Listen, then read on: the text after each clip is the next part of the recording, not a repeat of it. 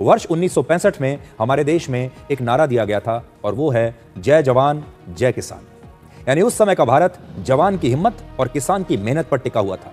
जवान और किसान दोनों ही अपनी मेहनत के लिए, अपने परिश्रम के लिए, अपने पसीने के लिए जाने जाते हैं और यही मेहनत उन्हें फिट बनाती है। इसलिए आपने कभी किसी जवान या किसी किसान को मोटापे का शिकार होते हुए कभी नहीं देखा होगा।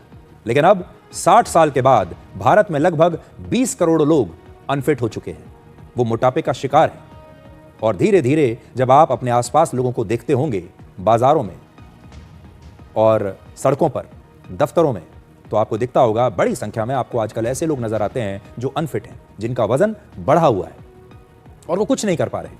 आज भारत में फिटनेस अब मेहनत से नहीं बल्कि मनी से मापी जाती है। भारत में वजन कम करना अब लोगों का एक नया जुनून बन गया है। लोग चाहते हैं कि कम से कम समय में, कम से कम मेहनत के साथ ज्यादा से ज्यादा वजन घट जाए और वो किसी फिल्मी एक्टर की तरह दिखने लगे। और इसी के लिए उन्होंने अब एक नया फॉर्मूला खोज लिया है और यह है दवाइयों और इंजेक्शन से वजन घटाने का फॉर्मूला।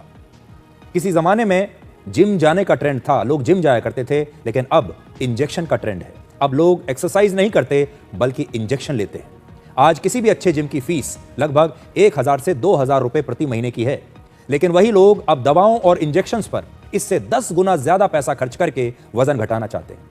और एक नई खबर आज मैं आपको देने वाला हूं। भारत में सिर्फ एक महीने में मोंजारो नाम की वजन कम करने वाली दवा के 80 करोड़ रुपए के इंजेक्शंस बिक चुके हैं। एक महीने में, पिछले सितंबर के महीने में मोंजारो के 80 करोड़ रुपए के इंजेक्शंस बिके हैं। यानी मोटापा घटाना अब भारत में एक बहुत बड़ी इंडस्ट्री बन चुका है। अब भारत के लोग वजन घटाने वाले इंजेक्शंस के लिए हर महीने 14,000 से 27,000 रुपए तक खर्च कर रहे हैं।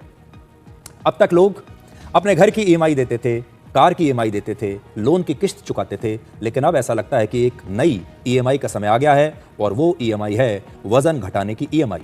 और अगर यही रफ्तार रही तो बहुत जल्द हमारे देश के बैंक भी लोगों को वजन घटाने के लिए लोन देना शुरू कर देंगे, क्योंकि हर महीने अगर आप 15 से 30,000 रुपए वजन घटाने की दवाओं पर खर्च करेंगे, इंजेक्शंस पर खर्च करेंगे, तो आप समझ लीजिए कि वजन कम करने की एक नई ईएमआई आपके खर्चे में जुड़ जाएगी।